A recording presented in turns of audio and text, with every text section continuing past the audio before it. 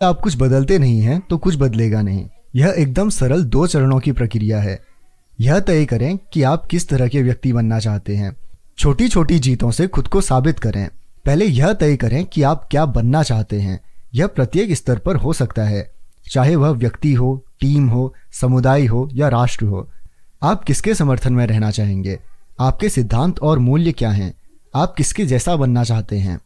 ये बड़े सवाल हैं और कई लोग तय नहीं कर पाते कि शुरुआत कहाँ से करनी है, लेकिन वे जानते हैं कि किस तरह के नतीजे उनको चाहिए। वे 6 पैक एब्स चाहते हैं, कम बेचैन होना चाहते हैं या फिर अपना वेतन दुगना करना चाहते हैं। यह अच्छी बात है।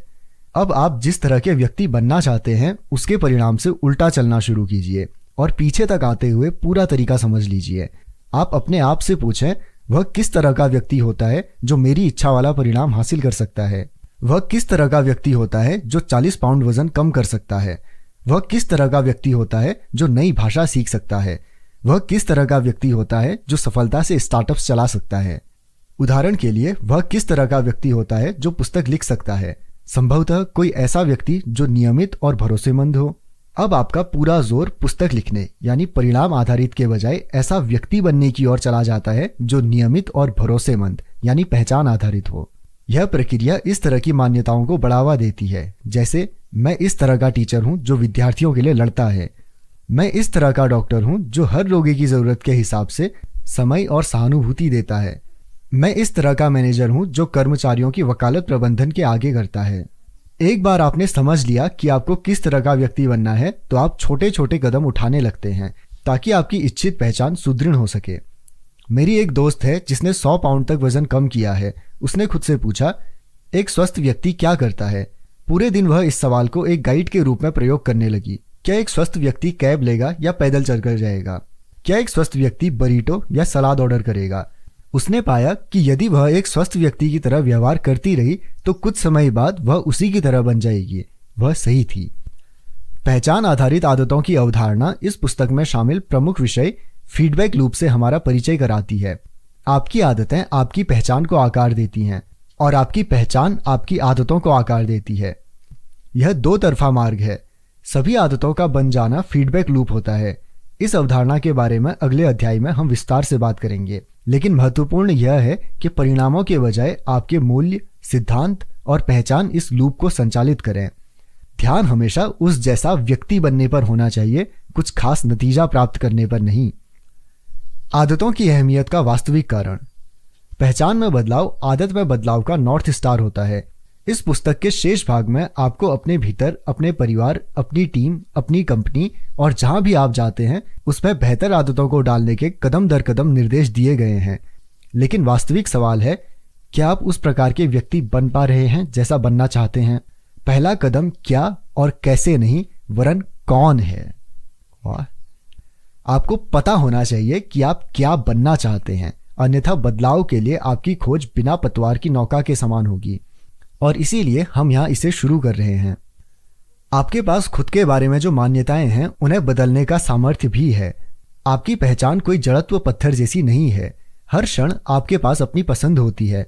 आप आज चुनी गई आदतों के आधार पर उस पहचान को चुन सकते हैं जिसे आप अपनाना चाहते हैं।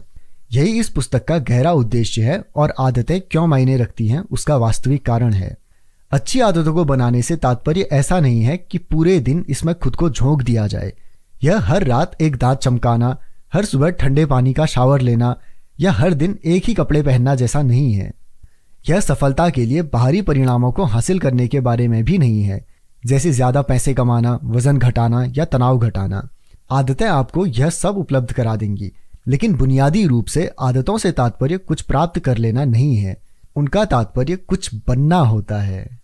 अंततः आपकी आदतें मायने रखती हैं क्योंकि वे आपको ऐसा व्यक्ति बनने में मदद करती हैं जो आप बनना चाहते हैं। आदतें ऐसा मार्ग होती हैं जिनके माध्यम से आप अपने बारे में सबसे गहरी मान्यताओं को विकसित करते हैं। फाइनली आप वही बनते हैं जो आपकी आदतें होती हैं। अध्याय का सार। 3 स्तरों पर बदलाव होता है: परिणाम आधारित बदलाव, प्रक्रिया में बदलाव और पहचान में बदलाव। अपनी आदतों को बदलने का सबसे प्रभावी तरीका इस बात पर फोकस करना नहीं है कि आप क्या हासिल करना चाहते हैं, बल्कि इस बात पर फोकस करना है कि आप क्या बनना चाहते हैं।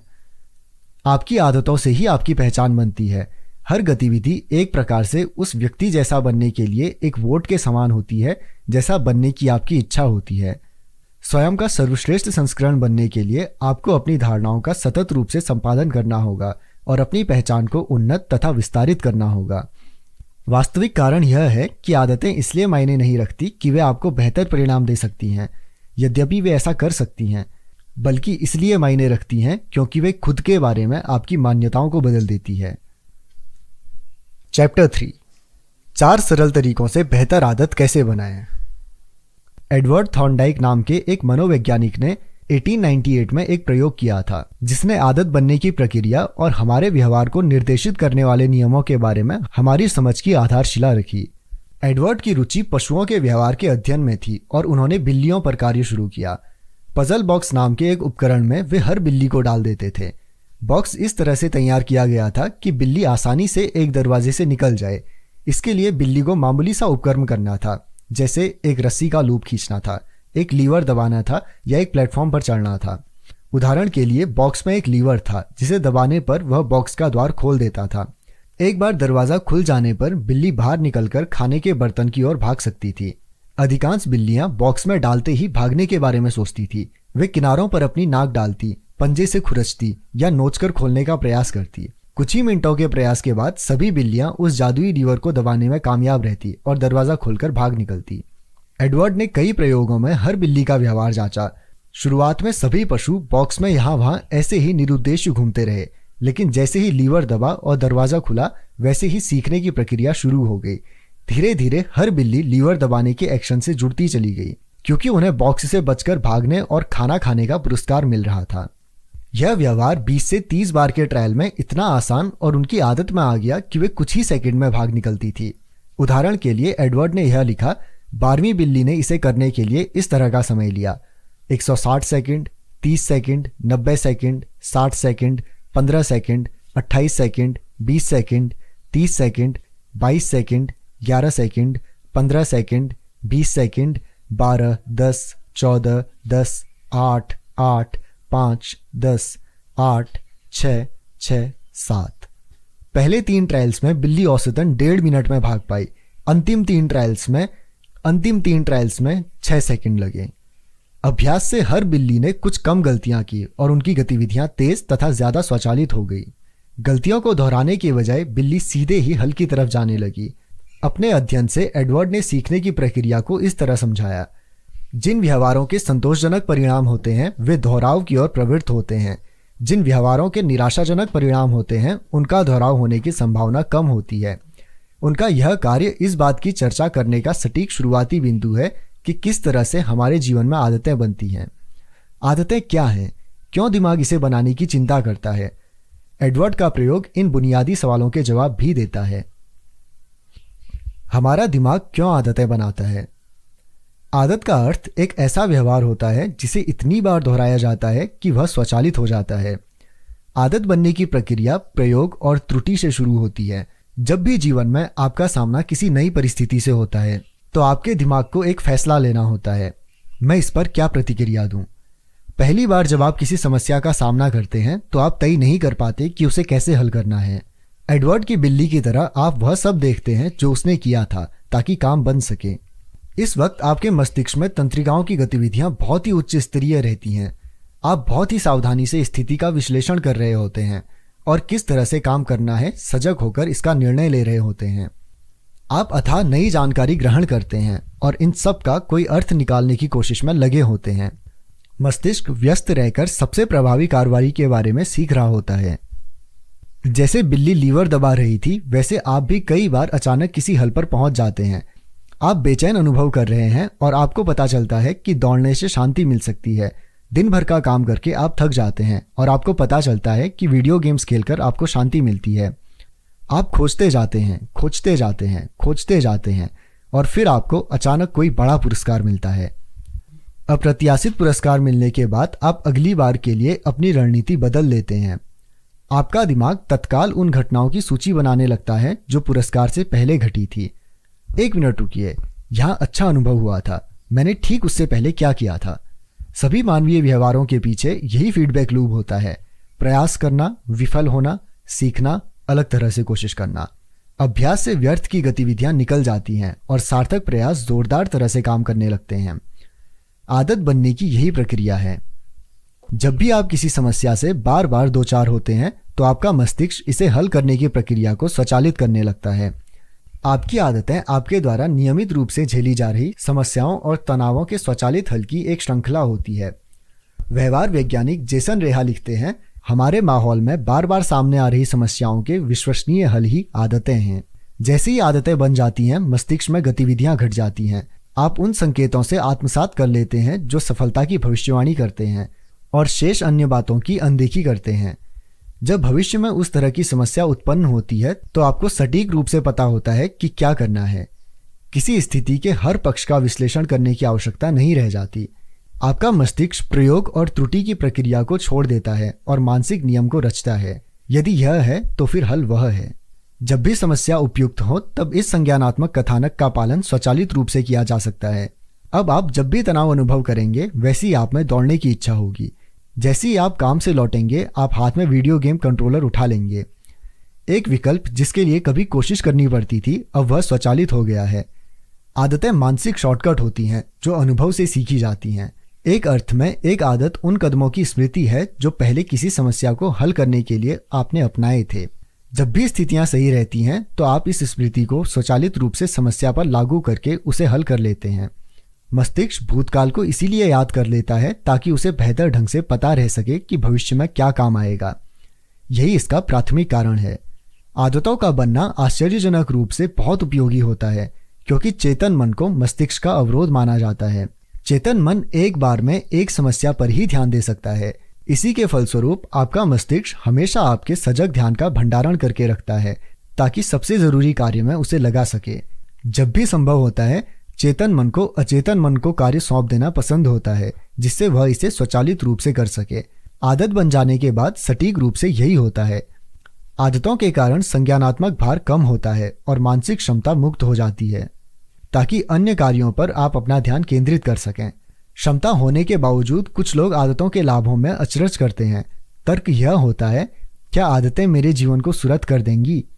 मैं अपने आप को ऐसी जीवन शैली में नहीं ढाल सकता जिसमें मैं रस ना ले सकूं। क्या इस तरह का रूटीन जीवन की जीवंतता और सहजता खत्म नहीं कर देगा? मुश्किल से ऐसा होता हो। इस तरह के सवाल एक झूठा विभाजन खड़ा कर देते हैं। वे आपको ऐसा सोचने पर मजबूर कर देते हैं कि आदतों को बनाने और स्वच्छंद रहने में से किसी एक को चुनें।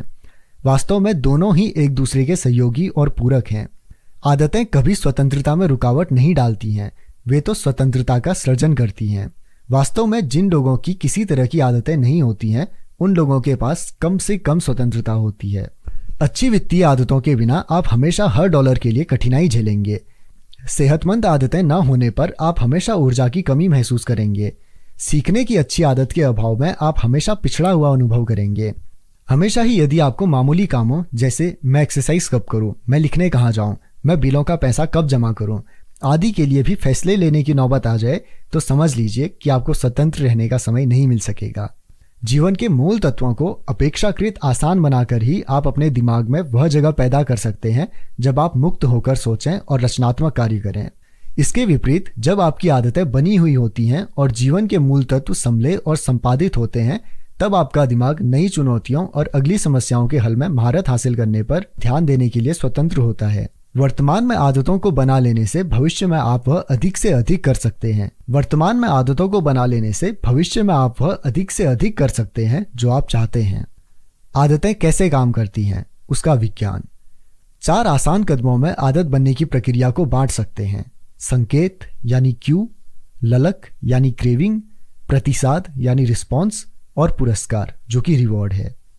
इसे इन बुनियादी भागों में बांट देने से समझ में आ जाता है कि आदत क्या है, कैसे वह कार्य करती है और उसे सुधारें कैसे।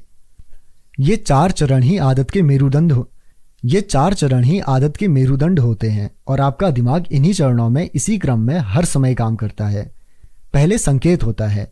यह आपके मस्तिष्क को चालू करता है ताकि वह एक व्यवहार करे। कुछ सूचनाओं के अंश होते हैं जो प्रतिफल का अनुमान दे देते हैं।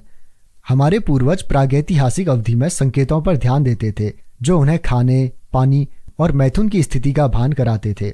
आज हम अपना अधिक से अधिक समय उन संकेतों को समझने में लगाते हैं जो दूसरे स्तर के पुरस्कारों जैसे धन और प्रसिद्धि, शक्ति और हैसियत, प्रशंसा और स्वीकृति, प्रेम और मित्रता तथा निजी संतुष्टि का भान कराते हैं। आपका दिमाग सतत रूप से आपको भीतरी और बाहरी वातावरण का विश्लेषण करके यह संकेत देता है कि आपके लिए कुछ फायदा या पुरस्कार कहाँ है, क्योंकि संकेत इस बात का पहली बार भान कराता है कि आप पुरस्कार के नजदीक हैं, जो स्वाभाविक रूप से ललक बढ़ाता है। ललक यानी क्रेविंग दूसरा चरण है और यह हर आदत के पीछे की प्रेरक शक्ति है। प्रेरणा या इच्छा के बिना या बदलाव की किसी ललक के बिना काम करने का कोई कारण नहीं होता। जो भी ललक है वह आपकी आदत नहीं बल्कि स्थिति में बदलाव है जो इसके फलस्वरूप होता है। आप में सिगरेट पीने की ललक नहीं होती बल्कि उससे जो राहत मिलती है उसकी इच्छा आपको होती है। दांत साफ करने से आप प्रेरित नहीं होते बल्कि मुंह साफ होने के एहसास से होते हैं। आप टीवी चालू करना नहीं चाहते बल्कि आप मनोरंजन चाहते हैं। हर ललक इच्छा से संबंधित होती है जो आपके भीतर की स्थिति को बदलना चाहती है। यह एक अहम बिंदु है जिस पर हम बाद में विस्तार से चर्चा करेंगे। ललक हर व्यक्ति में अलग अलग होती है। सिद्धांततः कोई भी सूचना आपकी ललक बढ़ा देती है, लेकिन व्यवहार में लोग एक तरह के संकेतों से प्रेरित नहीं होते हैं। जुआरी के लिए स्लॉट मशीन की ध्वनि में वह बात होती है जो उसकी इच्छा को तीव्र करती है। कुछ लोगों के लिए जो कभी कभार जुआ खेलते हैं, कैसीनो की ध्वनियां मात्र पीछे से होने वाला शोर रहती हैं। जब तक व्याख्या न हो तब तक संकेत व्यर्थ रहते हैं। देखने वालों के विचारों, एहसासों और भावनाओं से ही कोई संकेत ललक में बदल सकता है। तीसरा कदम प्रतिसाद होता है। प्रतिसाद ही वास्तविक आदत होती है जो आप करते हैं, जो एक विचार या कार्य का स्वरूप ले सकती है। कोई प्रतिसाद मिलता भी है या नहीं, यह इस बात पर निर्भर करता है कि आप कितने प्रेरित हैं और व्यवहार से कितना अवरोध जुड़ा है। यदि किसी खास काम में आपको इच्छा से अधिक शारीरिक या मानसिक प्रयास करने होते हैं तो आप उसे नहीं करेंगे। आपकी क्षमता के आधार पर भी आपके प्रतिसाद तय होते हैं। यह सुनने में आसान लगता है, लेकिन आदत तभी बन सकती है जब आप उसे करने में समर्थ होते हैं। यदि आप बास्केटबॉल में बॉल फेंकने की इच्छा रखते हैं लेकिन आप पर्याप्त ऊंचा कूद नहीं सकते तो आपकी किस्मत खराब है। अंततः प्रतिसाद आपको पुरस्कार देता है। हर आदत का अंतिम लक्ष्य पुरस्कार होता है। संकेत पुरस्कार को देखते हैं। ललक पुरस्कार पाने की इच्छा को व्यक्त करती है। प्रतिसाद से तात्पर्य पुरस्कार हासिल करने से है। हम पुरस्कारों का पीछा इसलिए करते हैं क्योंकि इससे दो बातें होती हैं। पहला, वे हमें संतुष्ट करती है। दूसरा, वे हमें शिक्षित करती है। पुरस्कारों का पहला उद्देश्य आपकी ललक को संतुष्ट करना होता है। पुरस्कारों के स्वयं अपने लाभ होते हैं। खाना और पीना आपको ऊर्जा देते हैं जो जीवित रहने के लिए जरूरी है। पदोन्नत होने से ज्यादा धन और सम्मान मिलता है। अपने शरीर को सही आकार में रखने से आप सेहतमंद होते हैं और डेटिंग की आपकी संभावनाएं बढ़ जाती हैं। सबसे तात्कालिक लाभ यह होता है कि पुरस्कार खाने के प्रति, कोई दर्जा हासिल करने के प्रति या स्वीकृति हासिल करने के प्रति आपकी ललक को संतुष्ट करते हैं। कम से कम एक पल के लिए तो पुरस्कार आपको ललक से तृप्ति और राहत प्रदान करते हैं। दूसरा, पुरस्कार हमें सिखाते हैं कि कौन सा काम भविष्य में भी याद रखा जाना है। आपका मस्तिष्क पुरस्कार को पहचान लेता है। जब आप जीवन को देखते हैं तो आपका तंत्रिका तंत्र सतत रूप से यह देखता है कि किस काम से आपकी इच्छा संतुष्ट हो रही है और प्रसन्नता मिल रही है। सुख और दुख के अनुभव फीडबैक तंत्र का हिस्सा हैं, जो अनुपयोगी के स्थान पर विभिन्न उपयोगी काम करने में आपके दिमाग की मदद करते हैं। पुरस्कार फीडबैक लूप को बंद कर देते हैं और आदत चक्र को पूरा कर देते हैं।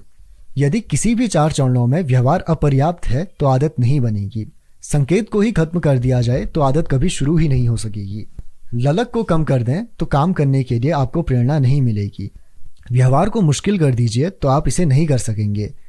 यदि पुरस्कार आपकी इच्छा को संतुष्ट करने में सफल नहीं होता है तो आप इसे भविष्य में फिर नहीं करेंगे। प्रथम 3 चरणों के बिना व्यवहार उभरेगा नहीं। सभी 4 के बिना व्यवहार दोहराएगा भी नहीं। संक्षेप में कहें तो संकेत ललक को बढ़ाता है, जो प्रतिसाद के प्रति प्रेरित करता है, यही पुरस्कार देता है और हमारी ललक को शांत करता है। अंततः इसका संबंध संकेत से ही होता है। ये 4 चरण एक साथ न्यूरोलॉजिक फीडबैक लूप बनाते हैं। संकेत, ललक, प्रतिसाद, पुरस्कार स्वचालित आदत की रचना करते हैं। इसी चक्र को हैबिट लूप कहते हैं। ऐसा नहीं है कि 4 कदमों की यह प्रक्रिया कभी कभार होती हो, बल्कि यह अंतहीन फीडबैक लूप है जो आपके जीवित रहने तक हर पल एवं लगातार चलती रहती है और हर गतिविधि पर सक्रिय होती है। मस्तिष्क लगातार आसपास के वातावरण को स्कैन करता रहता है और अनुमान लगाता है कि आगे क्या होगा। विभिन्न प्रतिसादों को ढूंढता है और परिणामों से सीख लेता है। समस्त प्रक्रिया कुछ क्षण में हो जाती है और हम उसे बार बार बिना सोचे समझे दोहराते हैं, जबकि हर चीज पूर्व के चरणों में ही समाहित रहती है। इन चारों को हम 2 चरणों में विभक्त कर सकते हैं, समस्या का चरण और हल का चरण। समस्या के चरण में एक संकेत तथा ललक होती है और आप समझ जाते हैं कि कुछ बदलने की जरूरत है। हल के चरण में प्रतिसाद और पुरस्कार आ जाता है और यह तब होता है जब आप काम करते हैं और इच्छित बदलाव को हासिल करते हैं। पूरा व्यवहार किसी समस्या को हल करने की इच्छा से चल रहा होता है। कभी कभी समस्या यह होती है कि आपको लगता है कि कोई चीज अच्छी है और आप उसे पाना चाहते हैं। कभी कभी समस्या आपके दर्द के आभास की होती है जिससे आप राहत पाना चाहते हैं। तीनों तरह से हर आदत का मकसद आपके सामने आई समस्या को हल करने का होता है। सोचिए कि आप डार्क रूम में जाते हैं और लाइट का स्विच चालू करते हैं। आपने इसे आदत के रूप में इतनी बार किया है कि आप अब बिना सोचे कर देते हैं। आप चारों चरणों को क्षण भर में पूरा कर लेते हैं। कार्रवाई करने की तीव्र इच्छा बिना सोचे ही आपको प्रभावित कर देती है। जब हम वयस्क हो जाते हैं तब हम मुश्किल से ध्यान देते हैं कि आदतें हमारी जिंदगी को चला रही हैं। हम में से अधिकांश लोग इस बात पर चिंतन नहीं करते हैं कि हर सुबह हम किसी एक ही पैर के जूते के फीते पहले क्यों बांधना आरंभ करते हैं, या उपयोग करने के बाद ही टोस्टर का प्लग क्यों निकालते हैं, या हम लौटने पर आरामदायक परिधान क्यों पहनते हैं। मानसिक प्रोग्रामिंग के दशकों के बाद हम खुद अपने आप इस तरह की सोच और काम के पैटर्न में चले जाते हैं। व्यवहार बदलने के 4 नियम। अगले अध्यायों में हम देखेंगे कि संकेत, ललक, प्रतिसाद और पुरस्कार कैसे बार बार लगभग हर उस बात को प्रभावित करते हैं जो हम हर दिन करते हैं। परंतु वह करने से पहले हमारे लिए यह जरूरी है कि हम इन 4 कदमों को व्यवहारिक संरचना में बदल दें ताकि हम अच्छी आदतों को बना सकें और बुरी आदतों को खत्म कर सकें। मैं इस संरचना का उल्लेख व्यवहार बदलने के 4 नियम के रूप में करता हूं और यह अच्छी आदतों को बनाने और बुरी को खत्म करने के सरल नियम प्रदान करती है। आप हर नियम को एक लीवर जैसा मान सकते हैं जो मानव व्यवहार को प्रभावित करता है। जब ये लीवर सही स्थिति में होते हैं तो अच्छी आदतों को बनाने में प्रयास नहीं लगते। जब वे गलत स्थिति में होते हैं तो यह लगभग असंभव होता है। हम इन नियमों को उलटकर यह जान सकते हैं कि खराब आदत को कैसे खत्म करें। मेरे लिए यह दावा करना गैर जिम्मेदाराना हो जाता है कि यह 4 नियम किसी भी मानव व्यवहार को बदलने की संपूर्ण संरचना है, लेकिन मैं सोचता हूं कि ये इसके बहुत आसपास है। आप जल्द ही देखेंगे कि व्यवहार परिवर्तन के ये 4 नियम खेल से लेकर राजनीति, कला से लेकर दवाओं, कॉमेडी से लेकर प्रबंधन तथा लगभग हर क्षेत्र पर लागू होते हैं। चाहे आप कैसी भी चुनौती का सामना कर रहे हों, इन नियमों को प्रयोग में लाया जा सकता है। हर आदत के लिए पूरी तरह अलग तरीका अपनाने की जरूरत नहीं है। जब भी आप अपने व्यवहार में परिवर्तन चाहें तो आप स्वयं से आसान सवाल पूछ सकते हैं। मैं इसे कैसे स्पष्ट बना सकता हूँ? मैं इसे कैसे आकर्षक बना सकता हूँ? मैं इसे कैसे आसान बना सकता हूँ? मैं इसे कैसे संतोषप्रद बना सकता हूँ? यदि आपने कभी सोचा हो कि मैं वह क्यों नहीं करता जो मैं कहता हूँ कि मैं करने जा रहा हूँ, मैं क्यों वजन कम नहीं कर पा रहा हूँ, या सिगरेट पीना बंद नहीं कर रहा हूँ, या सेवानिवृत्ति के लिए पैसा नहीं बचा रहा हूँ, या अलग से कोई कारोबार क्यों नहीं कर रहा हूँ, किसी चीज में मैं क्यों अहम करता हूँ लेकिन मैं उसके लिए कभी समय नहीं निकाल पाता, तो इन सवालों के जवाब इन 4 नियमों में ही कहीं मिल सकते हैं। अच्छी आदतों को बनाने और खराब को खत्म करने की कुंजी इन मूलभूत नियमों को समझने और अपने अनुसार उनमें बदलाव करने में छिपी है। हर लक्ष्य विफल होगा यदि वह मानव के मिजाज के विपरीत होगा। जीवन में जो तंत्र है उसके अनुसार आपकी आदतें बनती हैं कि आप किस तरह से एक ऐसी प्रणाली बनाने में उनका उपयोग कर सकते हैं जिसमें अच्छी आदतें स्वाभाविक तौर पर उभरें और खराब आदतें लुप्त हो जाएं। अध्याय का सार। आदत वह व्यवहार है जिसे कई बार दोहराया गया है, जिसके चलते वह अपने आप होती है। आदतों का मूल उद्देश्य जीवन की समस्याओं को हल करना होता है जिसमें कम से कम ऊर्जा और प्रयास करने पड़े। किसी भी आदत को फीडबैक लूप में बांटा जा सकता है जिसमें 4 कदम होते हैं: संकेत, ललक, प्रतिसाद और पुरस्कार। व्यवहार बदलने के 4 नियम सरल हैं जिन्हें हम अच्छी आदतों को बनाने के लिए उपयोग कर सकते हैं। उनमें ये हैं: पहला, इसे स्पष्ट बनाएं। दूसरा, इसे आकर्षक बनाएं। तीसरा, इसे आसान बनाएं। और चौथा, इसे संतोषप्रद बनाएं। पहला नियम, इसे स्पष्ट बनाएं। चैप्टर 4, वह व्यक्ति जो सही नहीं दिखता था। मनोवैज्ञानिक गैरी क्लेन ने एक बार मुझे एक कहानी बताई। यह कहानी एक महिला की थी जो पारिवारिक आयोजन में शामिल हुई थी। उसने कई वर्ष तक पैरामेडिकल स्टाफ में काम किया था। उस आयोजन में उसने अपने ससुर को देखा और बेहद चिंतित हो गई। महिला ने कहा, आप मुझे ठीक नहीं दिख रहे हैं। उसके ससुर पूरी तरह अच्छा अनुभव कर रहे थे उन्होंने परिहास में उत्तर दिया, अच्छा, मुझे भी आप ठीक नहीं लग रही हैं। लेकिन महिला ने जोर देकर कहा, नहीं, आपको अभी अस्पताल जाने की जरूरत है। कुछ ही घंटे बाद उस व्यक्ति की जिंदगी बचाने के लिए सर्जरी हो रही थी। जांच में पता चला कि उस व्यक्ति की एक बड़ी धमनी में ब्लॉकेज था और उन्हें तत्काल दिल का दौरा पड़ने का खतरा था। अपनी पुत्रवधू के सहज ज्ञान के बिना उनकी मृत्यु भी हो सकती थी। पैरामेडिकल स्टाफ में रही उस महिला ने क्या देखा, कैसे उसे समझ में आया कि उनका स्वास्थ्य गड़बड़ है और दिल का दौरा पड़ने वाला है।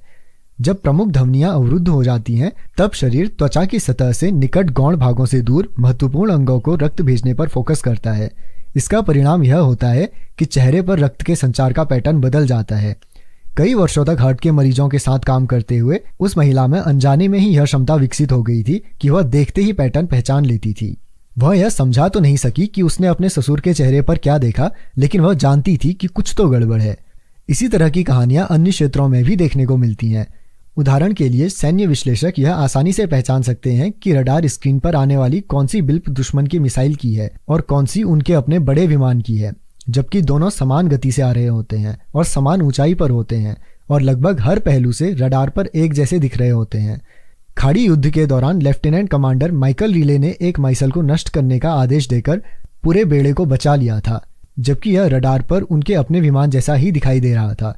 उन्होंने उचित फैसला लिया था, लेकिन उनके आला अफसर भी यह नहीं समझा सके कि उन्होंने यह कैसे कर दिखाया था।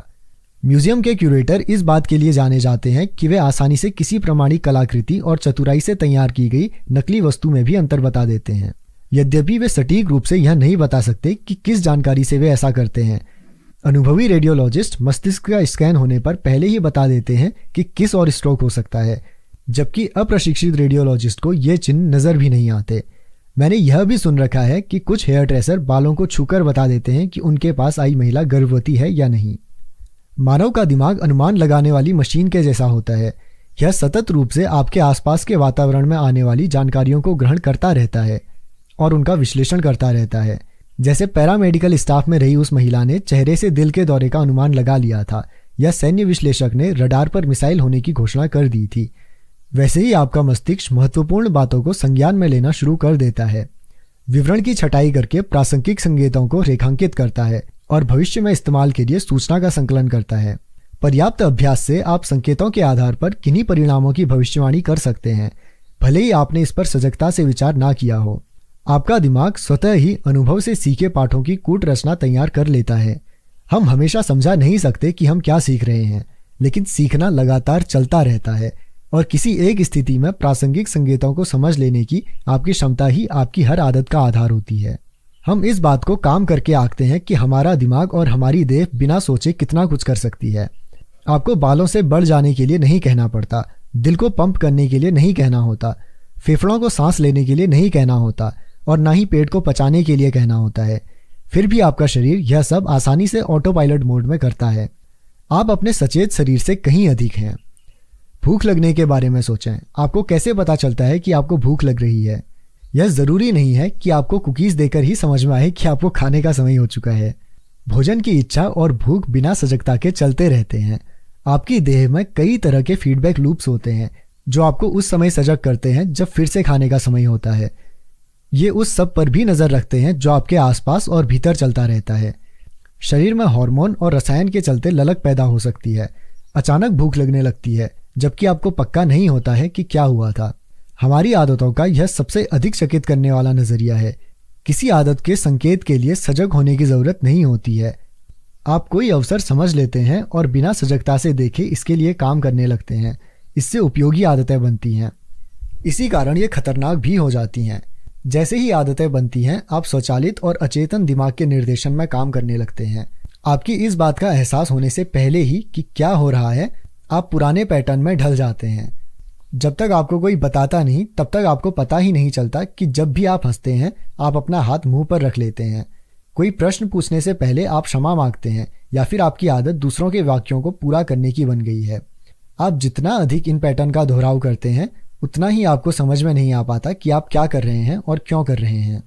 एक बार मैंने सुना कि एक रिटेल क्लर्क इस बात के लिए निर्देशित था कि जब ग्राहक कार्ड का बैलेंस पूरा कर लें तो उसका खाली गिफ्ट कार्ड काट दिया जाए। एक दिन क्लर्क ने लाइन में उन कुछ ग्राहकों को शेष बची नकदी दी जिन्होंने गिफ्ट कार्ड से खरीदारी की थी। जब अगला व्यक्ति आया तो क्लर्क ने ग्राहक का वास्तविक क्रेडिट कार्ड स्वाइप किया, एक कैंची उठाई और पूरा कार्ड ऑटो पायलट मोड में काट दिया। ग्राहक चौंका, उसके पहले कार्ड कट चुका था और क्लर्क को समझ में आया कि क्या हो गया।